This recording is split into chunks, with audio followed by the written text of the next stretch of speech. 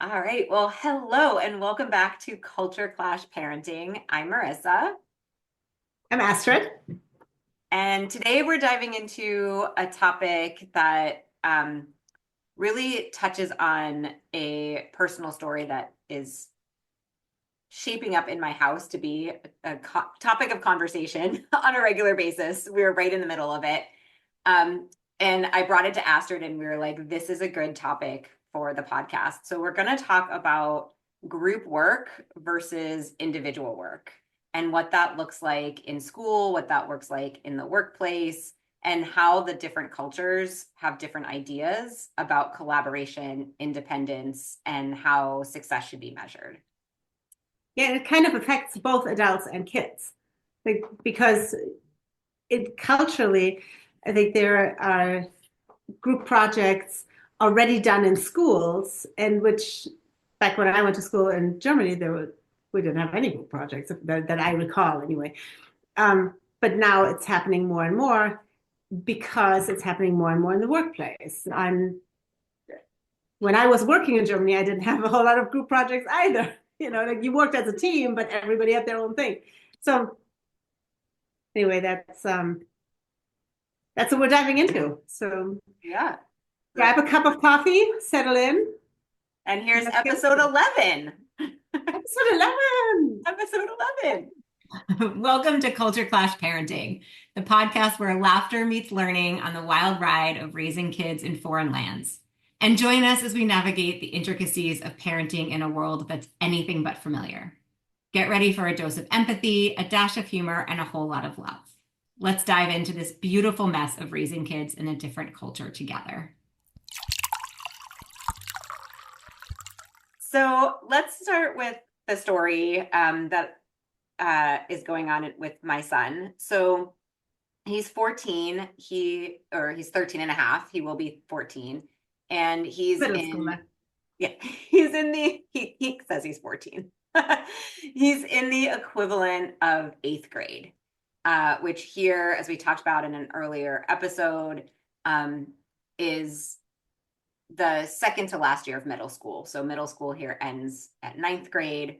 So he's still in that middle school year where they're middle school time in the education system where they're learning about how to be independent and how to do independent work. At the same time, as Astrid said, we're like more group projects are becoming part of the pedagogy here. And so there's more of a push to create group projects for kids to do.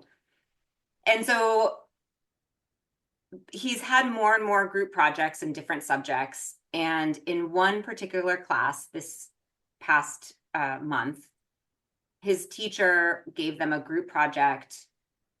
He assigned the groups, and they had to bring the project in on a USB key to present it. And there's lots of intricacies of the story where there was some confusion by the kids in the class of what the due date was for the project. But Zach is somebody who really like listens, is very autonomous. He always wants to do the right thing and meet the deadline. So he was pretty certain that the deadline for the assignment was on a particular day. And that day he came to school, and the person in the group who was supposed to bring the USB key had the flu and wasn't in school. And the teacher gave everyone who didn't have the assignment done a 2 out of 20. So not a 0, but also like basically like you did nothing. You didn't do your work. Oh yeah, that's like leaving $1 tip. You didn't Yeah. do. Yeah, okay. And wouldn't listen to why it wasn't done. And the kid who was absent got an absent. So he didn't get a grade at all. And Zach, again, who's somebody who like really believes in justice, like felt that it was really, really unfair. But he's also just so tired at this point in like fighting with teachers for like standing up for, not fighting, but standing up for what he believes in, right? Like asking questions, questioning. Um, and as I was telling this, so another parent whose daughter is in the same class reached out to me because her daughter also was in a group that didn't bring the homework assignment that day. And her daughter didn't bring it because she didn't know that it was due that day. Because like I said, there was some confusion among the kids of who of when it was due. And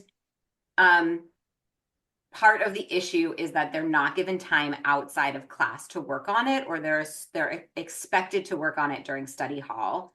But if the group isn't assigned, if the teacher is the one who assigns it, they don't always have the same study hall together.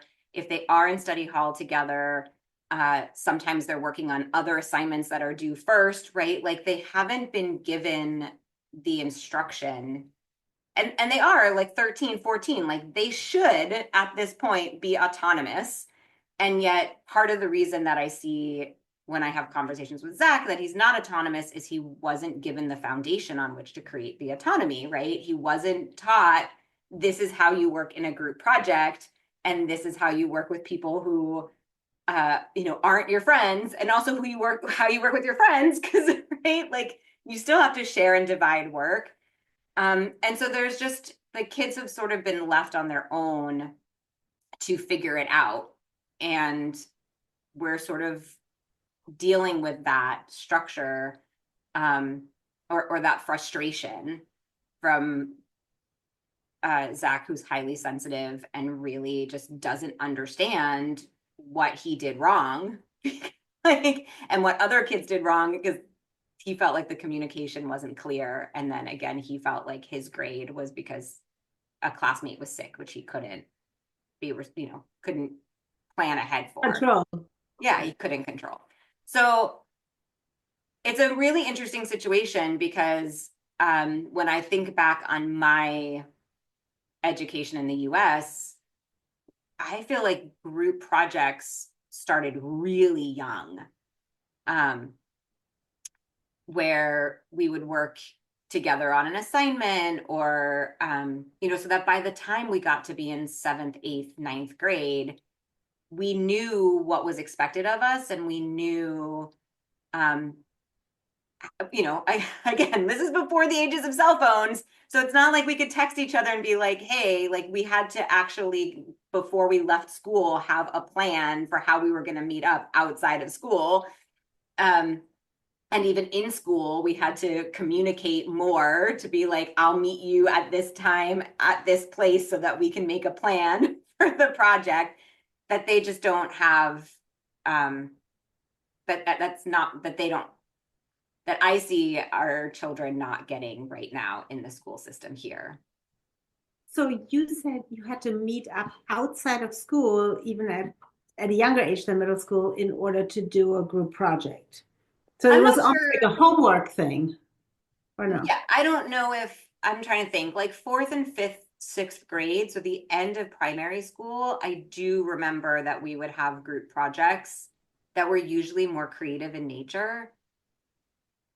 And in those times, I remember getting to pick my group. Like there's one project in particular that I remember in 5th and 6th grade.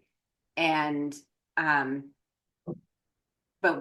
I remember meeting at my friend's house, and there was a plan, like we were going to meet on Saturday and do this, or maybe we met after school, but there was a plan, like we're going to be here and do the project because it's due.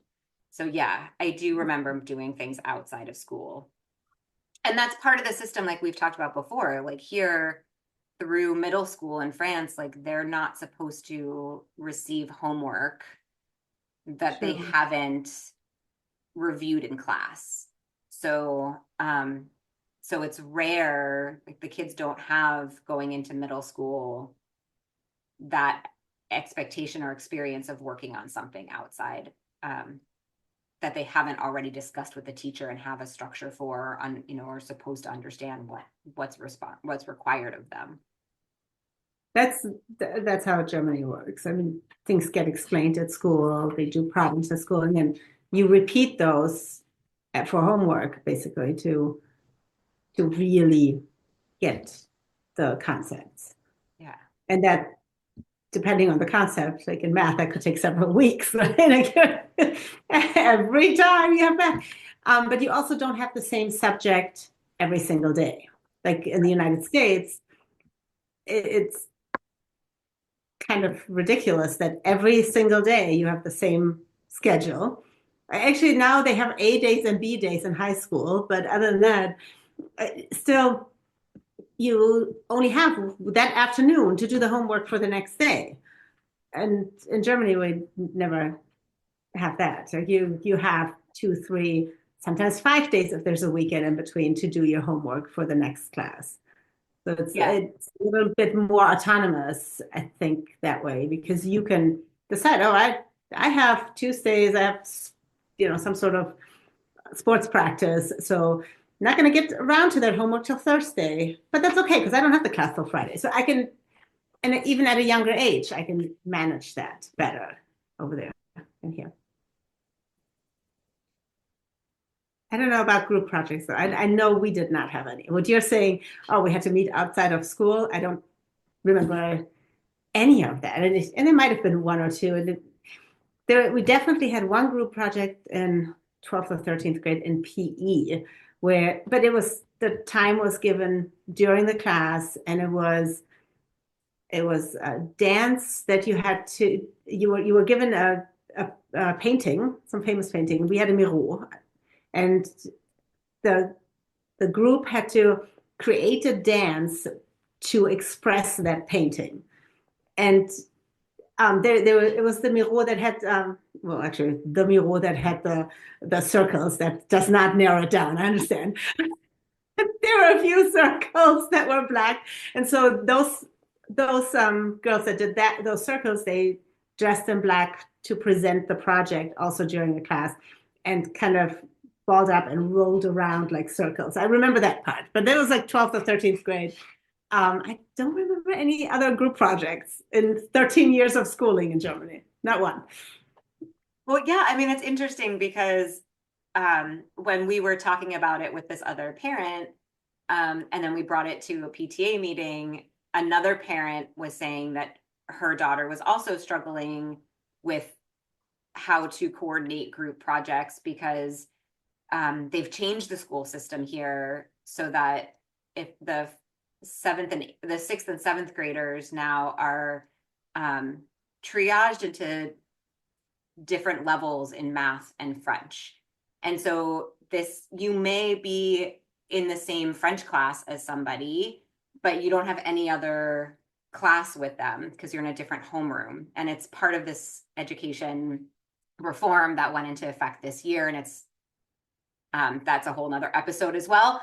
But what's so interesting is if she was saying the same thing, like to that point, she's like, my daughter and her and the person that she's doing the project with like aren't in shared classes other than French, where which the assignment was given in, and they have completely different sports after school schedules. And so they were really struggling to find a time. And she said they ended up just, again, like using WhatsApp and texting each other and having the conversation that way, because it was the only way for them to be able to communicate. So in some ways, like the technology and the tools are really useful. Zach doesn't have a cell phone, so that wasn't gonna, it was kind of a conversation. He's like, well, if I had a cell phone, then like the kid who was sick could have called me to tell me he was sick, and then I would have known. And I was like, yeah, okay, but he also might not have. And he has a parent who has an email address who could email me, and I'm on the PTA, so she knows who I am, right? Like there's all other ways, like we were saying earlier, like we grew up without cell phones. Like there are ways to figure out how to communicate with somebody else who doesn't live in your house without a cell phone. But yeah, I think one of the things that you and I were talking about and why it's an interesting topic is it's one of the struggles of parenting, because there always is that sort of balance, first and foremost, of like what do what's the teacher and the school's responsibility to teach our children how to do these things versus like me sharing my experience. But also, like we were saying, culturally, France and Germany, like Europe, is much more of a collective culture. It's much more of like an all for one culture, right? Like universal healthcare and social safety nets. And then like the school system is like, you're going to do all the work on your own without being in groups. Like, and when you are in groups, we're not going to tell you how to work in groups. Whereas in America, like everything is like, you know, the culture is much more like what I describe here is like puppy dog, like we're a team and we all like you, like we're all gonna like go, you know, go team. Um, but and so there's more of the like group projects in the education system. But then what you were saying um, that Fancy was saying, like you get individual grades for your group project there, whereas like here they got a group grade for a project. Um, right. So it's like it's these interesting kind of things within like how the culture on like a societal level doesn't necessarily play into what you see, what you're learning in school. Um, I always thought that group project or collaborative play was being taught in preschool, and then you were off on your own. Like that's what is supposed to be happening. But I think they're also teaching academics earlier and earlier now in Europe, which in the United States, our daughter just turned 4 a couple of weeks ago, and she writes her name, and they've been practicing it in school for the past year, like, definitely this year since the summer. So at age 3, they're practicing their names. The kids that are at age 5 starting what's called kindergarten here, but it's technically kind of like first grade or CP in France. They get looked down upon if they don't already know how to write to their name. And we didn't have to when we started first grade at age 6 in Germany. You're not expected to. That's why you go to school to learn that. That you're expected to know how to socially interact. You're expected to like know road signs, to where this is where you're allowed to walk or ride your bicycle. Those are the types of things that they teach you in preschool in Germany, right? So maybe it's in order to or with globalization happening, then we're all now expected to do really well in academics already before we get there. So now the social aspect of preschool is kind of lacking, and we have to make up for it in middle school with projects. Not sure. Maybe.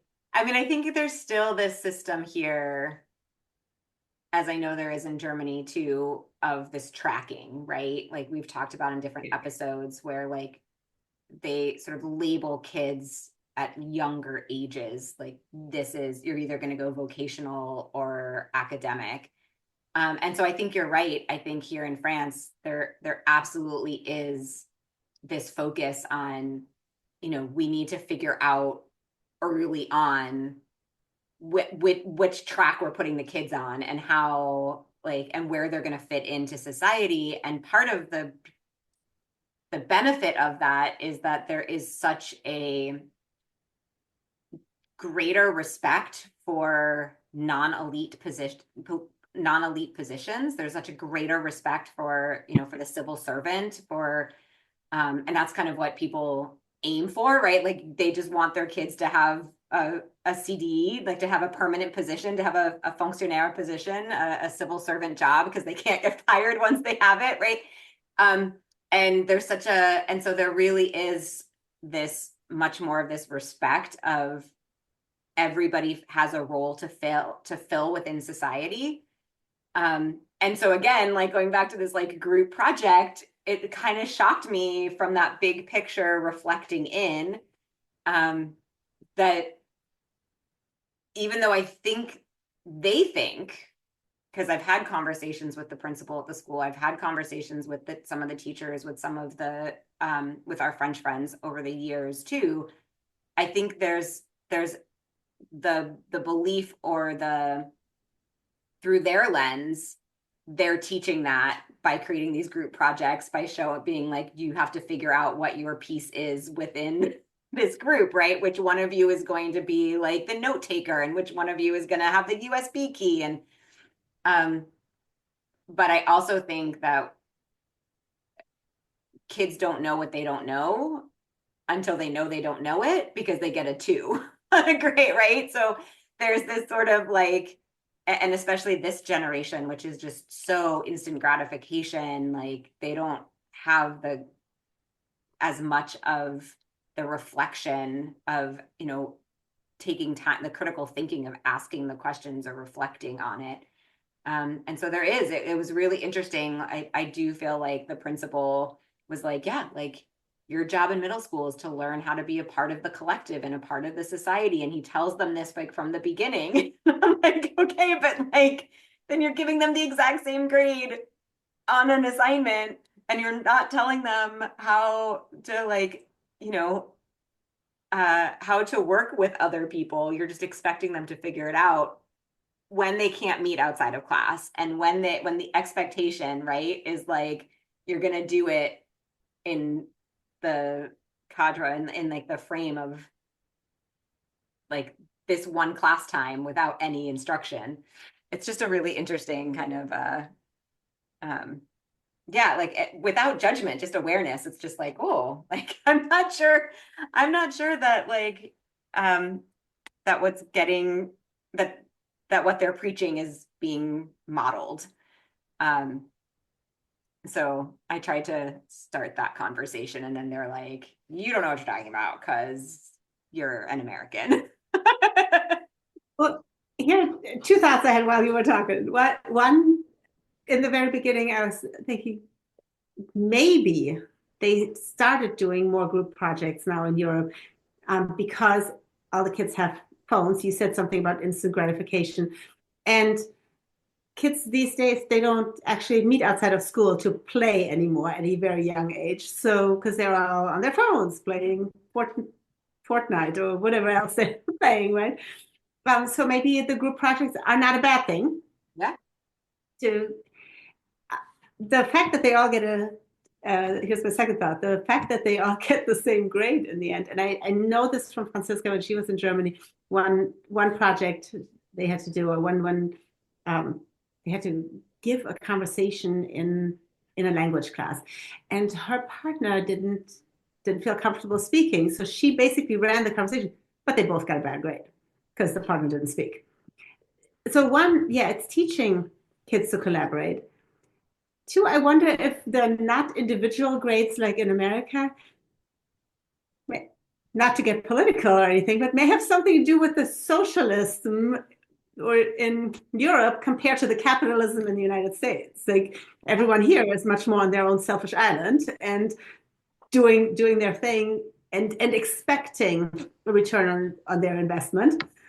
And in Europe, because of the collaborative that still prevails, even though it is definitely going away from that as well and becoming much more capitalistic, it's not expected necessarily by everyone that just because you put in an extra hour, you deserve to now make millions of dollars more, and then pay less tax on it. But that gets getting too political anyway. All right, stop it. Yeah, I think I think this is why this podcast is so fun to record and have these conversations with you.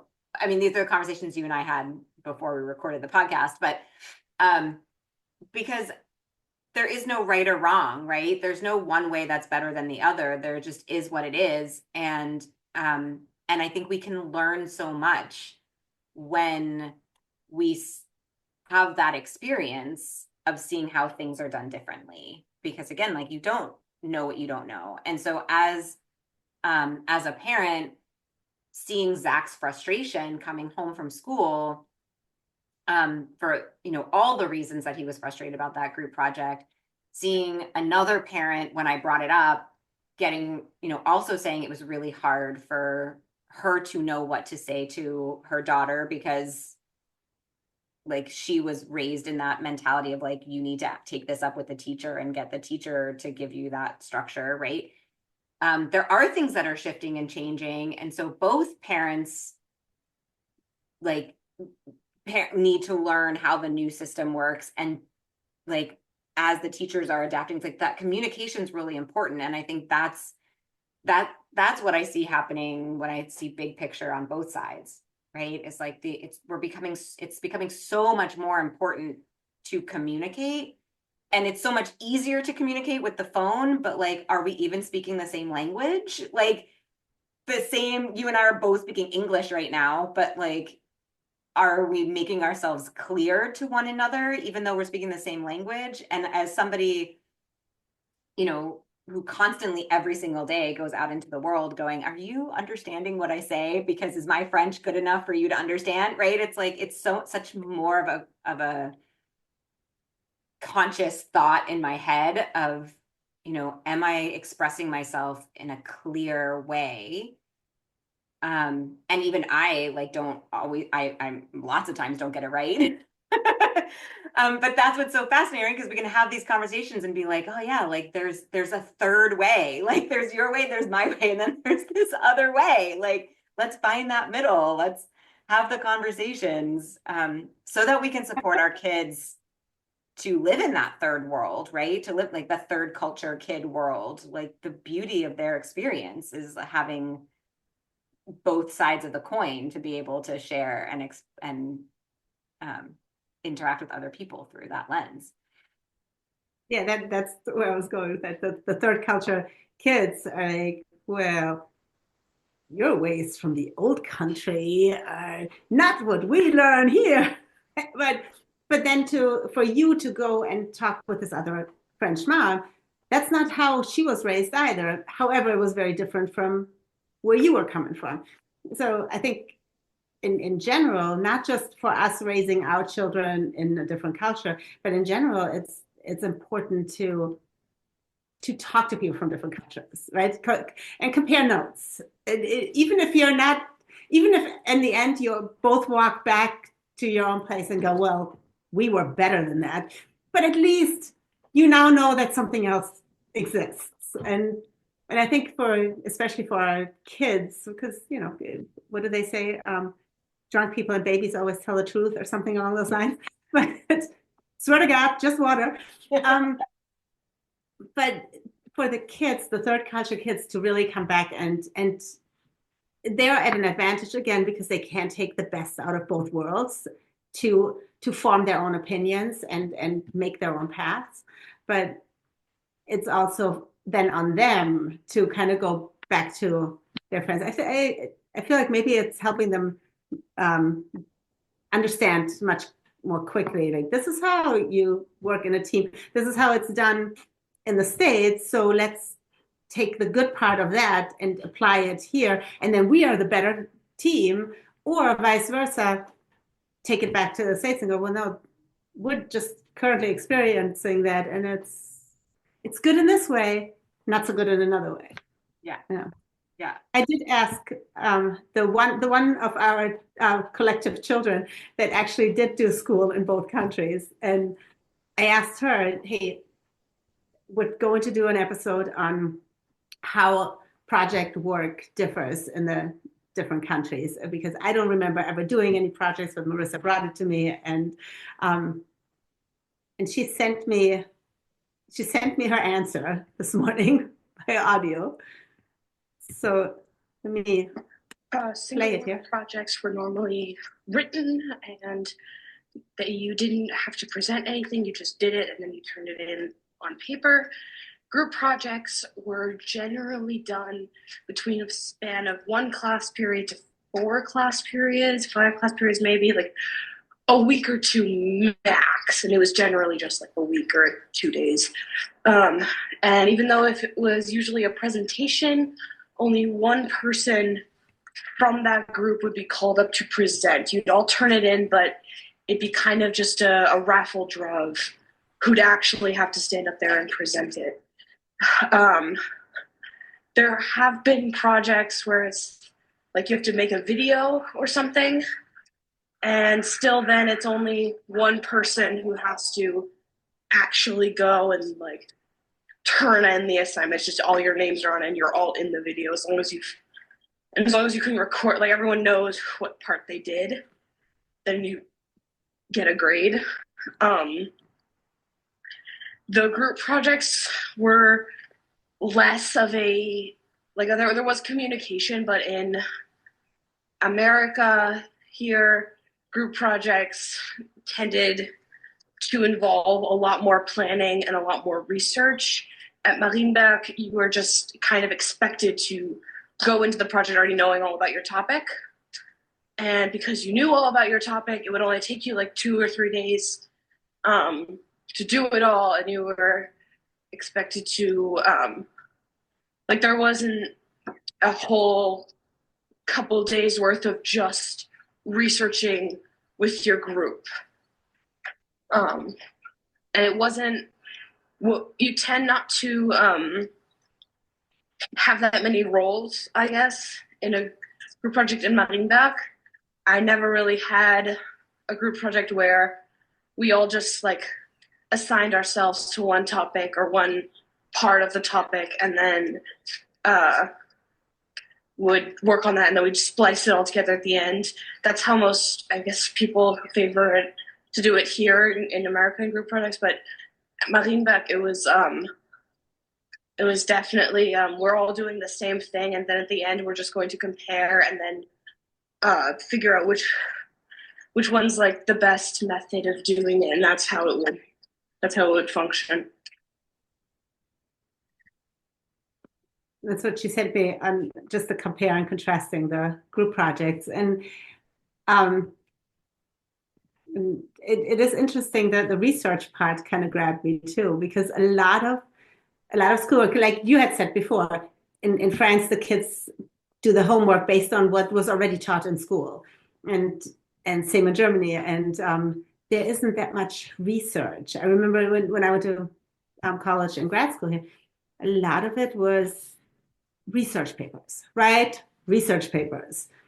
And Not like that's, do I? I said it's not like that here at all. No, everything is your own In opinion. nursing school, like they were given, and Sean talks about this in teaching in a university level, like the master's students are given the topic they're going to write their thesis on. The PhD students are given the topic they're going to spend 3 years researching. Like there isn't that sort of independence around what you want to research, what you're interested in. You mean over there? Here, yeah, here in France, yeah. Yeah, I think it works the same in Germany in terms of master's level stuff. I don't know. I got my degrees here, so I don't know. But I do know that a lot of it was research papers and less argumentation, which is why I really enjoyed my law classes, because now you had to actually take a stand and argue your thing. Everything else was just, I'm going to research it, I'm going to regurgitate what I researched. Yeah. There's definitely a difference on that. Well, this is a really great topic, and I think it speaks to, like we said, like what are some of the cultural differences and how they show up tangibly in daily life. So we want to hear from you. How does your culture handle group versus individual work? What's the society like in terms of group versus like the group collective versus more individualism? And do you have a great or a terrible group project story that you want to share? We'd love to hear it. And like feature your story on a future episode. So send us a message on Instagram at Culture Clash Parenting, or email us at cultureclashparenting@gmail.com. Let us know also how the group work in your school compared to your group work at work. Ooh, good question. That would be interesting to maybe pick this up again later and talk about work in different cultures too, not just school. Yes, we are raising the third culture kids, but two of them are graduating next year. So kind of want to prepare them for work. If you guys can help us out, that would be great. Yeah. All right, everyone, see you in the next episode. Thanks for listening. Thank you for listening. And don't forget to like and share. Bye. Bye.